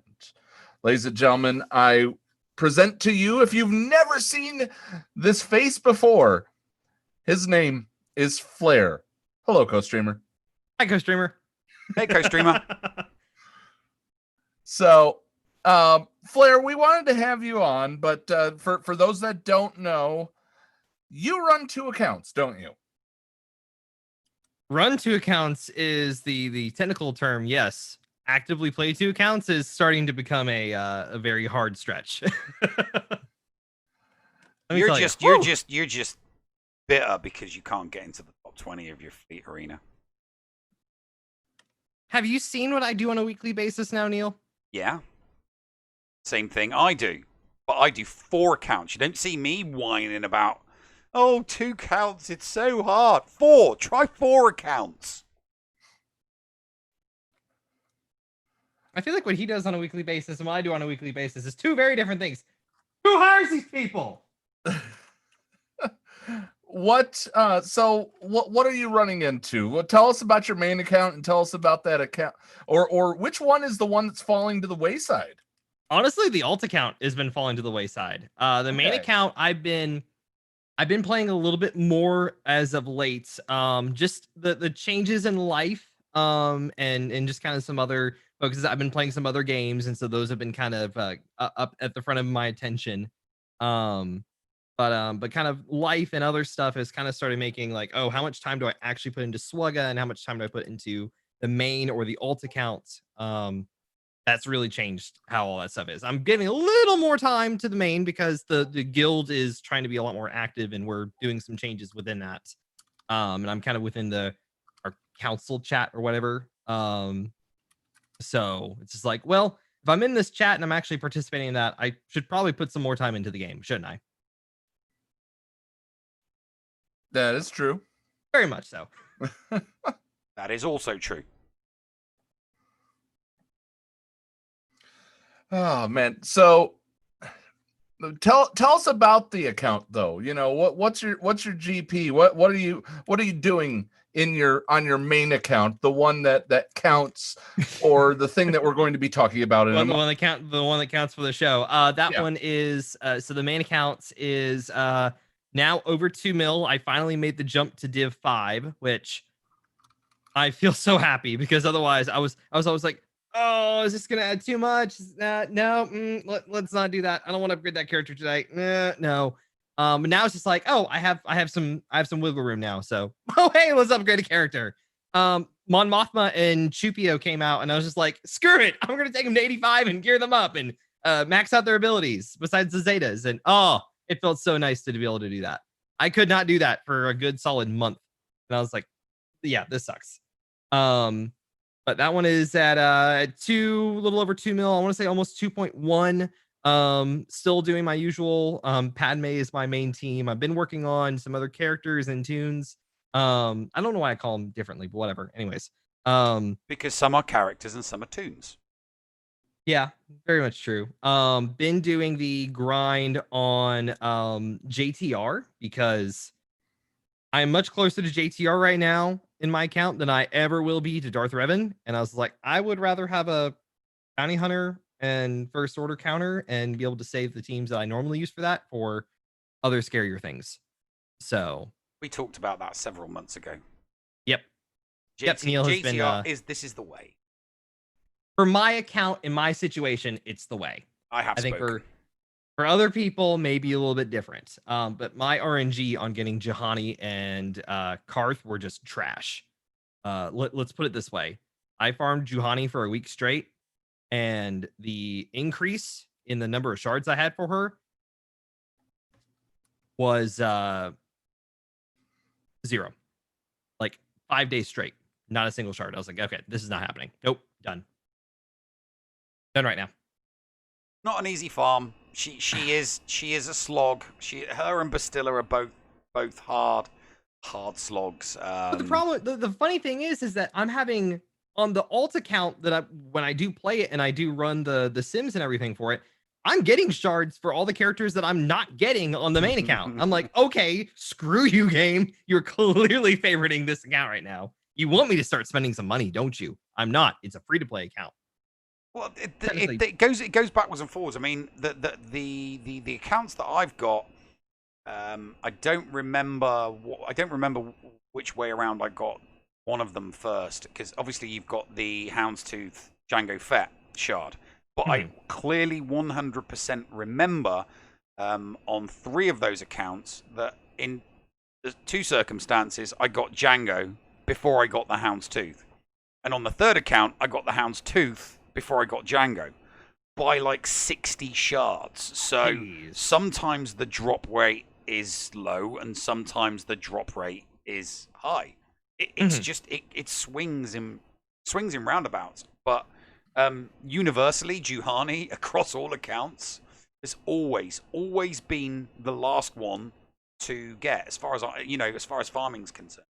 I'm going for Darth Revan on the Horde account at the moment, and I've had HK and Canderous for months, literally for months. It's Bastilla, Karth, and Juhani that take absolutely forever. So, but yeah, like you said, you were closer. You were at the time we discussed it. You were closer to JTR, so it made more sense to go for JTR, so that you can have that really, really solid bounty hunter counter, so that you're not wasting your current 18s on on countering what is, for all intents purposes, a B team, unless it's relic out of the mines. Yeah. But also JTR being able to 4-for-4 some nodes in Lightside Geo. So I'm like, okay, at gear 12, sure, we'll try this. But I'm still a little bit away. Han is just about finished, and now it's the grind on Chewie. So, yeah, it'd be nice to see it'd be nice to see some of those character shards as rewards in the GCs. That would be fun. That would be very fun. Honestly, Honestly, very useful. I'm so excited that they're pushing that for next week. I'm like, yes, this will be fun. You see, it's like when they brought out the galactic bounties. I think when they brought out galactic bounties, that was a really, really good example of doing good character rewards for sure. I mean, you had Raid Han in there, you had Kira in there, you had Holdo in there, you had Papalu in there, you had Nest in there. All characters that you either can or cannot farm. But I mean, Nest's a hard. Not just that; it's the fact that they gave player agency in the fact that you have all of these options and you can choose which ones you want. And I would hope that we have that same sense of player agency within Galactic Challenges. That gives more inherent value to someone when they get to decide the terms of I'm going to go for this. I have all of these options on the table and I choose this one. Okay. So, and this is coming from an account that's approximately 2 years old that is slightly minnowed and slightly dolphined at times. It is actually now. I think I pumped the brakes completely on spending on the main account. So right, but I'm gonna run. You have in the spent. past. I have spent. Yeah. So you have a little bit of a run, and now you're jogging. I'm doing the little casual stroll, just through the neighborhood. Yeah. So, all right. But fast forward to today, we talked about the one that counts, the one for GA Center. I remember to log in. I did. I played in round 1, dadgummit. I'm going to point. I just want to make this this public acknowledgement of that. I am damn proud of you guys have majorly. You were good in the pilot episodes, but you guys have really, really stepped it up, and you guys are doing a very, very good job on that program. And I do encourage people to check it out on the Twitch channel on Tuesdays during the during attacks, or during the weeks that there are attacks. Yep. It's a really fun show. If you haven't seen it, think Sports Center, the statistics show. Think of it as Sports Center for Grand Arena Championships. And they also do an interview with one of the 59 creators. Yep. 59 different content creators, although 56 of them are not us. 3 of the 59 are in this. 3 of the 59 are you're seeing on your screen or hearing it on your magical podcast dial. But it's amazing to see the turnout from the community on this. If you do get to catch it live, you get to see a lot of friendly banter. It's not trash talk. That's the thing. Yeah, no, it's amazing. It's not trash talk at all. It's banter about, oh yeah, well I got more wins than you this past week, and look, I'm right on your heels. Not you suck and I'm going to catch you and beat you into the ground. It's not any of that. It's fun because and now granted there's been some really good discussions within our competitor server, just because everyone is at different points in the game and they have a different viewpoint based on what they have done with their accounts. And so it creates some very different discussions, some that could feel as heated, but I think it's all good, productive conversation. But when you get to the show, it's table salt.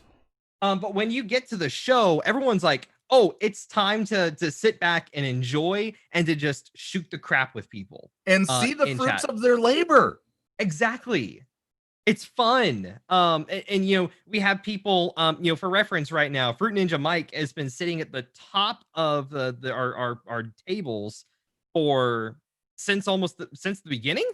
Yeah. I think since the beginning. And so everyone's just like, when are you going to screw up now? Are you going to screw up? Are you going to screw up? Why are you not screwing up? And he has people nipping at his heels with better banners overall, but he's holding them off with no losses. Or maybe one loss. No, I don't think he's lost a single match. He's undefeated. And so having stuff like that has been really, really fun because we have people that stand out and it's like, he's the target. We're going after this guy. We need him to screw up. All it takes for a lot of our tables is a single loss, and that changes the entire makeup of the table. Yeah. And so that's the fun of this. And another fun part is when we had it was Macias and Zareth, or Macias and Solo. Who was possibly going to get matched up, or who did get matched up? The matchup that we had was Macias and End All Be All. Oh, Macias and End All. That's right. So we had Macias from Macias Modding Mayhem, the official remodder of the Escape Podcast. And we had End All Be All, who is an amazing theory crafter. So it's really, really fun to see that. And we possibly have, not technically within the 59 that we cover, but we possibly have a high profile matchup.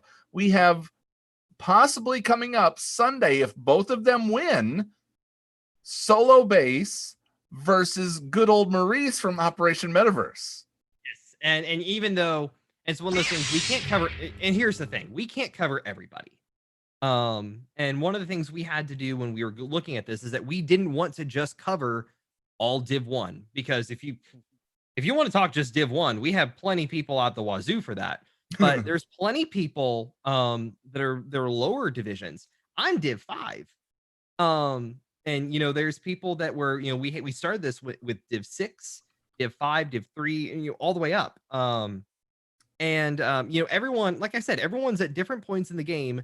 And I think the fun thing about how we're covering it is that we know that they're playing with what they have based on how they have played the game, and their focuses. Some people are much different players. You look at people like Yeti.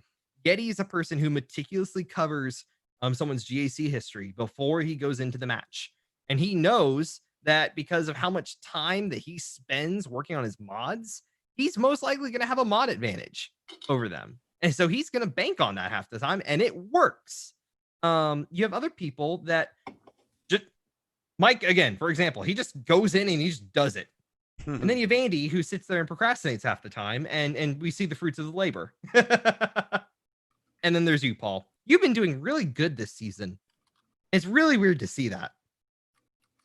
I lost my first one because I didn't attack as viciously as I could have. And now I'm matched up against a Rey and a Padme in 2 different areas. Mm-hmm. So this one's going to be interesting if I can get past the get past knows the your spot. Weakness, and I have to do this tonight because tomorrow I'm working all through attack phase. Oh man. Yeah.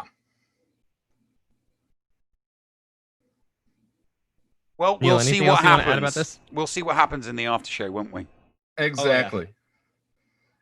But that's the thing, guys, and kind of do you want to explain a little bit more, Flair, on because we do have to wrap up here in a second, on we talk about why we picked who we picked, but we couldn't get everybody. Mm-hmm. And we already take up an hour of just stat talk. There are people that will come. There are people that will go. We're just because we don't cover you doesn't mean you're not great. Mm-hmm. But if you're interested, talk to one of these 2 guys that you're seeing on the screen or hearing on the podcast. And we do have a reserve sheet for our program, GA Center. Yep. And it's one of the things where we're covering a 6-month period of Grand Arena. And in my head, I'm still thinking like, oh, what? 6 months? That's like forever from now. What's going to change? We're already talking about stuff that we want to do for the second season. We're talking about stuff that we want to change now. And it's a show that, we said from the very beginning, it's going to naturally evolve and change in a way that becomes more beneficial to us and to the presentation of the information, and to how the viewers perceive and watch the show. And all these things, it's very much a work in progress, but I think definitely all of our fruits are paying off. The fruits of our labor are paying off. And we're always talking about ways that we can. Evolve the show, the way that we can do things slightly different, maybe slightly more efficiently, maybe slightly more better. But we're always coming up with. We're always talking about and discussing ways that we can streamline things, make things more. Yeah. So what do you got coming up tomorrow, Flair? Well, tomorrow I've got my Grand Arena. Yes, I did sign in everybody. You can stop asking me. And then I'm trying to think here. There may be some other stuff in the middle of the day with Spark, my girlfriend, but we don't know yet. We have stuff we have to do around here. But then you and I have our hopefully have our weekly session of Saturday streaming. It's been 2 weeks. We have not done it for the past 2 weeks. We need to get back on the horse, and I think we do play Minecraft Dungeons. Yes, Minecraft Dungeons. Excellent. And let's see. I'm trying to think. Other than that, where I am back at work, I am doing my Sunday night Grand Arena instead of a Monday morning. It's been so weird being back on the night run for Chain Gang because I was so used to that day slot and always going before Neil. and now I can't. I can only do it one day a week. Sorry, Neil. Yeah, you suck. I had no control over that. That's just not, I need my mathematician. I need my mathematician, and B, I need somebody to say, no, you don't need to do that. Don't do it. I haven't. I've been a good boy. I haven't done things that are unnecessary. Uh-huh. But that doesn't mean that it's not going to happen in the future. So, no, you've abandoned me. But, a steady paycheck. Hey, a steady paycheck that other stuff's come in my life now that I'm just like, okay, I need to figure something else out right now. All right. Well, guys, go check out Flair at Gaming Embers on Twitch, twitch.tv/Gaming Embers. Check him out. He is the best way to explain his streams is what he said one time. Blood, guts, and clean language, the way God intended. Dadgummit. All right. It is the first show of a month, which means a brand new episode of Helly and the Noob is coming up in this break right here on the Escape Pod Cast. The Escape Pod Cast with Paul Anthony and Neil Andrew Ware. This is Micaeus, and I assure your privacy and confidentiality when using my remodding services. G'day legends, this is Heinzie. Did you know Micaeus Modding Mayhem is the premier modding service for the game that we all love, Star Wars Galaxy of Heroes. With some of the most affordable rates in the industry, Micaeus will remod your roster from top to bottom with continuous consultation with where to go from there. Micaeus has a 100% satisfaction guarantee, and he has tons of additional services available as well, like a full cleanup of your mods, PvP plans, and lots more. Contact Micaeus today on Discord, all in lowercase guys, MIKAYAS 0127. That's MIKAYAS number 0127, or hit up micaeusmods@gmail.com. I fully endorse Micaeus Modding Mayhem, and you will too. Micaeus Modding Mayhem, the official remodding service of the Escape Podcast and the Escape Podcastaways network.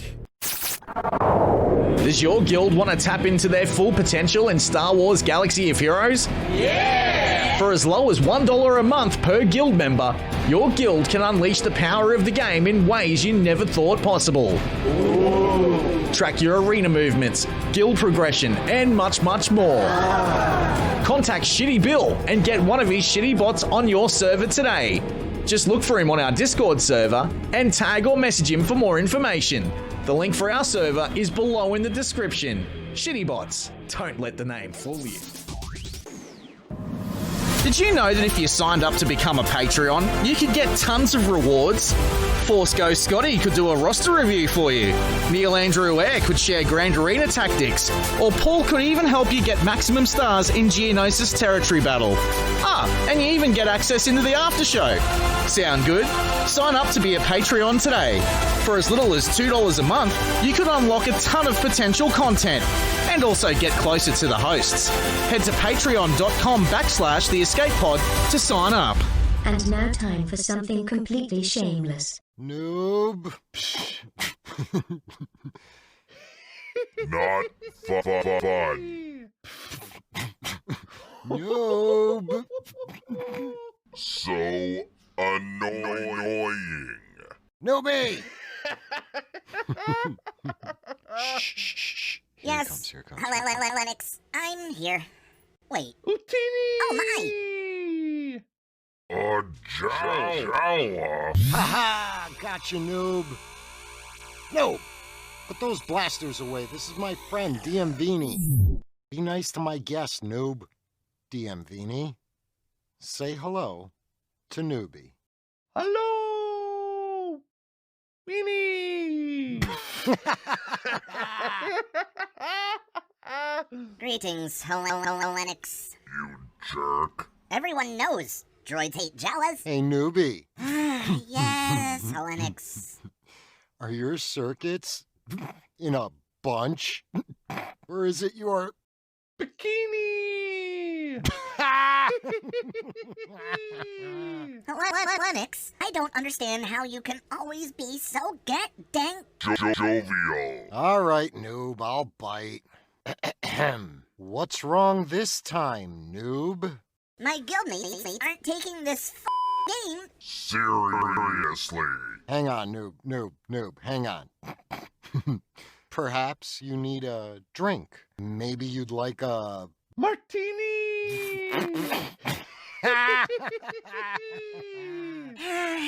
You guys are just the worst. Oh, come on, noob. You gotta just let loose sometimes and have fun. I mean, it's what they do in Sato PD. That was epic. This isn't funny. Lennox, listening to you two make bad dad jokes just so you can rhyme with Utini is super annoying. Just ask Jackson. He can't stand dad jokes. Oh, newbie, even Jackson knows that when we do dad jokes for him on B-Weezy's Twitch streams, it's all in good fun, bud. As a matter of fact... Oh, boy. Here's a short PSA. Here we go. That can help you understand, bud. PSA! This PSA is brought to you by Hellenics. And the Escape Pod, Cast, YouTube channel, Twitch stream, and Discord server. SWGOH's most fun place to hang out for all SWGOH players. I mean, it is the home of everyone's favorite droid for a pension for calamity. Taking Star Wars Galaxy of Heroes way too seriously. What is it? Why is it happening? And who stands to benefit? In this SWGOH PSA, we will explore taking SWGOH way too seriously and the many myths that surround it.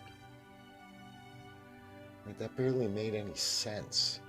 Perhaps we should reword this bit? But no. What do you mean it's part of the PSA formula? Alright, man. Sheesh. RNGesus help us. SWGOH is a game, and games by their very nature are supposed to be fun. According to Watto's Galactic Basic Dictionary, a game is an activity, form of play, pastime, or sport which follows a predetermined set of rules and is decided by luck, skill, or strength, and whose goal is to deliver enjoyment to both participants and spectators alike. While the competitive nature of certain games can cause stresses on its participants, the eventual accomplishments of the game's goals, continual participants' progressions, or even the very act of participating or spectating itself can be a truly fulfilling experience. Many players in the SWGOH gaming community can occasionally forget this fact, and sometimes folks just take this game way too seriously. This can be understandable. Let's not forget that some players have spent small fortunes in this game and don't want to see their money wasted. Others have devoted countless hours to this game and to its community and don't want to see their hard work eroded. Still others are hyper-competitive and can let their desire for victory overwhelm their rational thoughts. However, we must all remember why we started playing SWGOH in the first place.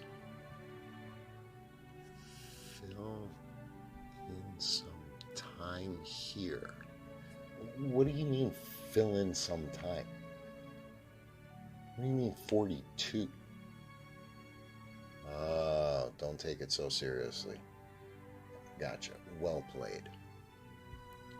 So before you blow a gasket on anything related to this game, consider this. Can there be any other reason, besides having fun, that caused you to originally download this game in the first place?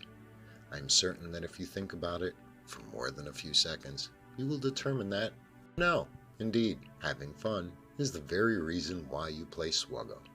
This has been Hellenics.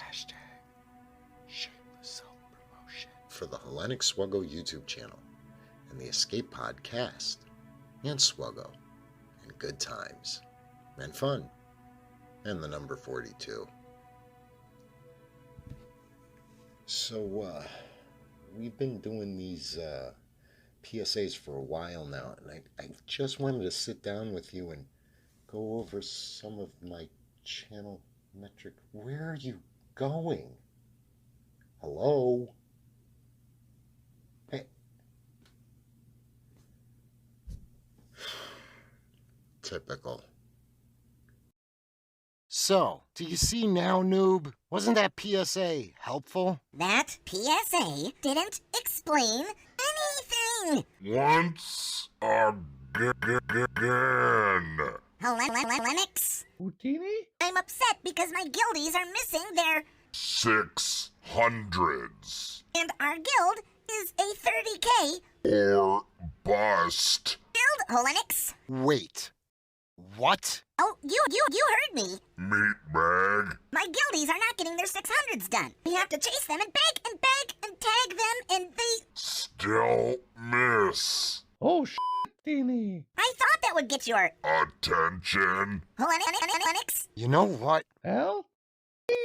No. 600s are the first thing you learn to do in SWGOH. Mooching ass join a guild to collect their guild rewards, but can't do their raid tickets? Nah, man. No. I'm gonna go in there and put these dudes on blast. This bull. Go join a casual guild if you don't like it, you dog. Hey, Jella, is he gone? Martini! Wanna grab a brew? I could use some 5W30 full synthetic. Martini! Sure, DMVini, my treat. Well, it'll be Hellenics' treat. I have access to a space wallet. Time to make some galactic credits. Disappear. Like Houdini! The Escape Pod. Cast. The Bridge.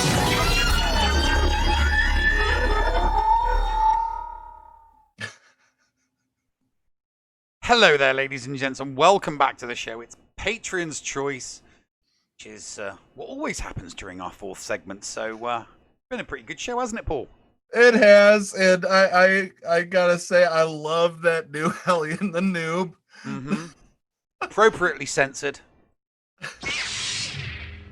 Run DMV with another 500 bits. He did 100 bits just before during the interview. Ouchie with 100 bits. Thank you so much, guys. Oh yes, the captain of the Millennial Fulcrum. Yeah, this week is definitely Run DMV. That is absolutely true. Let's see, because we now are starting things over. We're going to be crowning each month. Oh my gosh, Run DMV, 6,750 bits for just so far this month. My gosh. We'll be figuring something to do nice for them on the stream in the future. Yeah, Flair says, put your wallet down, Run. I agree, man. You've done too much. You almost broke me. If you would have waited and done that big bomb at the beginning, halfway through the show, I probably would have cried. I'm just saying. All right. Let's get he is a very, very very nice and good person. He doesn't have to do what he does. Let's get on the bridge. Let's go to Patreon's Choice. Zaz. Ass, your co-host gives up the show and takes up full-time origami with Staples, by the way. Who would you have as your new co-host? I think we could both say it at the same time. 1, 2, 3. Flair. Yeah. Flair would definitely get the nod as the new co-host. Because, and not the llama, because of the reason that Llama and I already do the Lego Legacy Heroes Unboxed, and I know that you got burnout doing both of the games. So, if it was a celebrity, though, if it was just to add a little bit of spice to it, if you could have a celebrity as a co-host. If I could have a celebrity as a co-host, let's just say that I know that there is a member of a alternative band that plays this game that we were told of in the after show. And I would take them. And it's a very prominent alternative band. And he, I'm not going to say who told me about it. But I would get them. What about you? What celebrity would you get? I would go for a python. One of the pythons, definitely. Whoever's still alive, whichever one's still alive at the time of your, leaving to go do origami. All right, Helenix did improperly redeemed it, but I'm going to read it anyway. Question. My friend Run DMVini would like a martini in Santorini for your bikini. He didn't really put a question in, but mad love for Run DMV. Next question. What's the difference between a cookie and a biscuit? A cookie... None. Well, no, yes. There's no difference between a cookie and a biscuit. It's the name. In the United Kingdom, what you refer to as a cookie, we refer to as a biscuit. What we refer to in the UK as a biscuit, you refer to as a cookie. So the only difference is culturally is the name. That's it. They're still exactly the same thing. What do you call American biscuits in the UK? Scones. That is a scone? Mm-hmm. It's a savory scone. Okay. What's the difference between a cookie and a biscuit? One has a weasel, the other one doesn't. If you had to take up a new hobby, what would it be? Okay, so new hobby that maybe I've neglected, fishing. New hobby altogether. Wow. Do you have an answer for yours already? Yeah. A new hobby. Actually, I've always wanted to know how to play the piano. So piano, yeah, that would be a new hobby. Pianist. I'd love to learn how to play the piano so that I could play the piano as a hobby. Would it be a hobby that I could slightly monetize instead of streaming being my hobby? Because if so, I'd want to learn how to do the art like Andy Beads does. Mm-hmm. But on the smaller scale, do you know what you've seen those? Yeah. All right. Name off all 9 mainline Star Wars movies. Wrong responses only. Sorry, say that again. Name all 9 mainline Star Wars movies. Wrong responses only. So I have to say what, the 9 movies, but wrong? Yeah. So for example, here are the 9 main Star Wars movies: the motion picture, The Wrath of Khan, The Search for Spock, The Voyage Home, The Final Frontier, The Undiscovered Country, Generations, First Contact, Insurrection, Nemesis, and Into Darkness. Those are all 9 main Star Wars movies. Okay, so Episode 1, too much CGI. Episode 2, not enough Yoda. Episode 3, not enough fighting. Okay. So episode 4,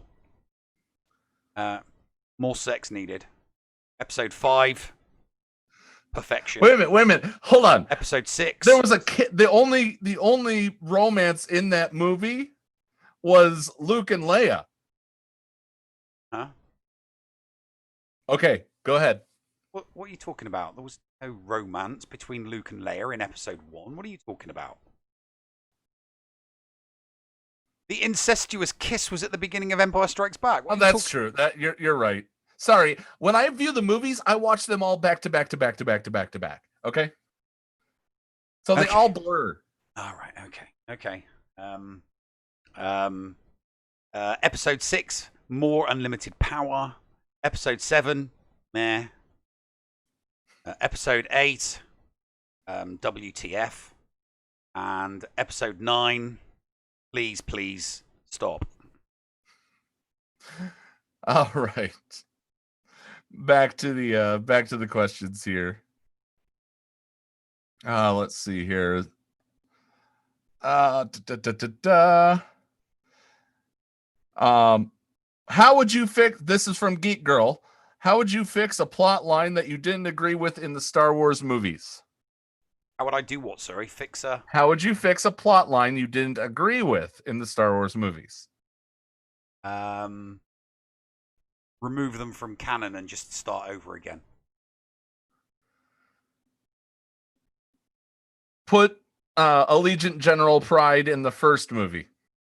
Or in the first of the sequel trilogy. Who was your first celebrity crush? Kathy Dennis. Drew Barrymore. If the Jedi suddenly became professional golfers based on the forms that they have mastery over, who would do best, who would do the worst, and who would be sinking it in the drink constantly? The last one is Ayla Sakura. She would just constantly be, she was there for the beauty. I think Windu would be. I think Windu would be killing it. Windu would be like a Jack Nicklaus, just cool as a cucumber. Because that's what Jack Nicklaus was, just as cool as a cucumber. All right, who would be the worst? Who would be the worst? Oh God. I think Kiadi Monday, because he wouldn't be able to balance his head. Yeah, there is that. Yeah, I'll go with that. We'll go with that. All right. If you could recast a Star Wars movie or TV show, who would you cast? Ooh, that's a good one. That is a good one. Well, I would. I'm torn between recasting. It has to be recasting. Yeah, it's got to be recasting. It cannot be changing who plays it to change a narrative. It's just. Oh yeah, no. That's what I'm talking about. It's like we're talking about recasting, as in changing. Mama June is Jabba the Hutt. Yeah, no. There's. I would recast. I would recast the actress that played Jyn Erso, because I thought she was a good character, but I think that the actress that portrayed her was a little bit flat from time to time. She was too hard nosed. That might not have been her fault as an actress. That might have just been the way that the director was directing her. But I just felt she was a little bit. And when you consider that Rogue One is the best Star Wars fan fiction that Disney's put out. I just felt that she was a little bit flat at times. So I would have recast her with an actress that was a little bit more enigmatic. All right. If you could take fictional characters and put them in real world situations, who and what would it be? Jack Black as an actual music teacher, the character he played in School of Rock. If we go in there, then I would put Kiefer Sutherland. Kiefer Sutherland as an actual spy that works for the United States government, saving the world. See how he does. He always saves the day, doesn't he? Always, every single time, without fail. Better play, Simpatico or Ekis? I don't know what either of those things are. I sadly do not either. Sadly, I will look that up and get back to you on that one. That one will be tabled. We'll take a look later on. If you could, 2 last questions, and then we're going to close it up for the day. If you could change the way raids are run in a guild, would you outlaw soloing raids and start having themed raids? Example, Sith raid part 2 only allowed Phoenix and Rebels. Change the next raid, HAAT, with only Galactic Republic to encourage guild member participation. I think we're going to see that in Galactic Challenges, and it would be awesome if there was a feat tied to it during a 7-day one. Run play only certain characters in a certain raid. That would be interesting. Well, I already did something similar to that in one of my old guilds, one of my oldest guild, the Muppets of Endor. Before the pit raid was simmable, because it just became boring, but it was easy to solo. I came up with an in-guild competition where every single month we would choose a faction. So we started off, and whoever soloed it in the shortest time with the faction that we'd agreed upon to use would then choose the faction for the next month. So we started off with First Order, and then we moved on to Rebels, and then we moved on to Sith, and then we moved on to... And basically, we just had fun with what had become a very stale, very boring raid by dictating to everybody in the guild. Everyone's got to participate. Everybody would come to me. I would write all of their times down, and if they didn't do it, write down what their score was, and then there would be a winner declared at the end of the month, and then they would get to pick what faction did the raid the next month. So probably do something like that. It's a lot of fun when you do that. All right, last question from JJ Manners. If you could go to any concert at any time period, what would you see? I'm torn, and for 2 totally different reasons. Thank you, Run DMV, for the 65 bits. The answer, either way, is Woodstock. I've listened to some of the people that were at Woodstock and never did it for me.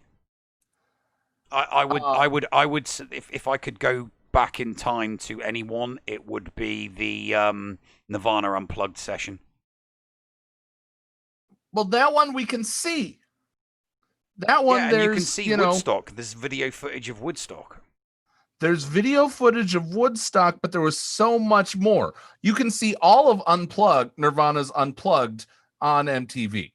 But to be there live, to hear it live, not just a recorded version of it, to hear it live. Right. But there were so many bands at Woodstock.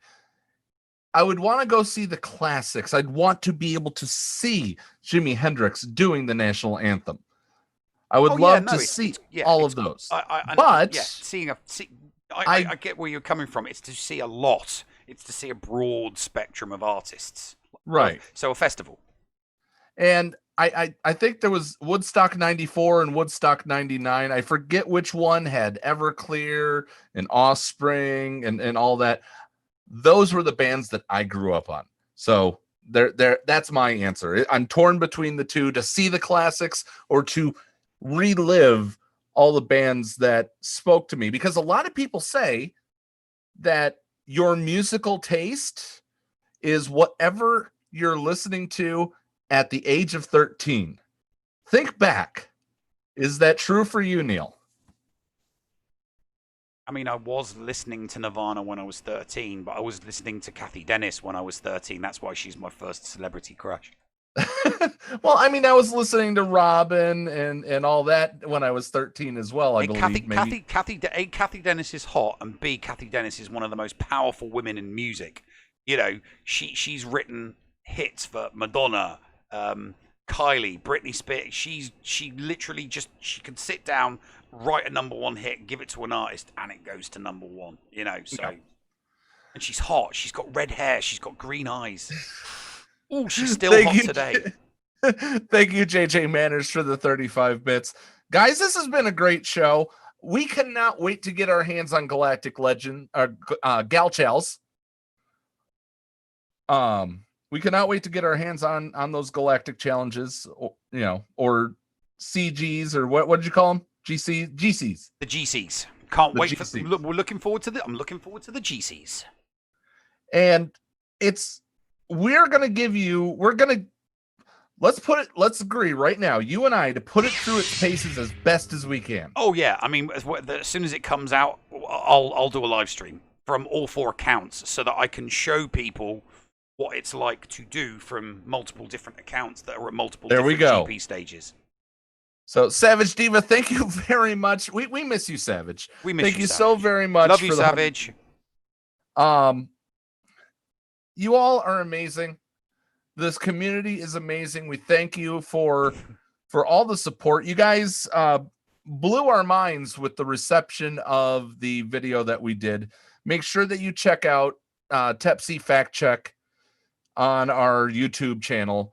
Check out that video and tell us honestly. Come into the Discord server and tell us what you think, because we want to go through everything. We wanted to go through everything, and I think we did. I think we gave it its fair shake from both sides of the of perspective, and we really want to know if you think that too. Mm-hmm. So go watch it. Protect those that you love. Wear a mask if you can. Be nice to each other, damn it. We love you, and have a good night. With that being said, let's sign off. We'll see the Patreons in the after show. We're going to go raid eGrace Gamer if you're watching us live on Twitch. We love you. We'll see you later. Be nice to each other, damn it. Neil, push the button. You got it, mate. Cheerio, folks. What's going on? Where the hell are we? Paris? Thank you for pressing the self-destruct button. Attention! This is Colonel Sanders in forward command. Abandon ship! Abandon ship! All personnel proceed to escape pods. Close down the circuits. Evacuate the city. Self-destruct mechanism has been activated. Abandon ship! Where is it? Where is it? It's gonna be here. Out of order! Even in the future, nothing works. This ship will self-destruct in exactly 10 seconds. Counting down. 10, 9, 8, 6. 6! What happened to 7? Just kidding. 3, 2, 1. Have a nice day. Thank you.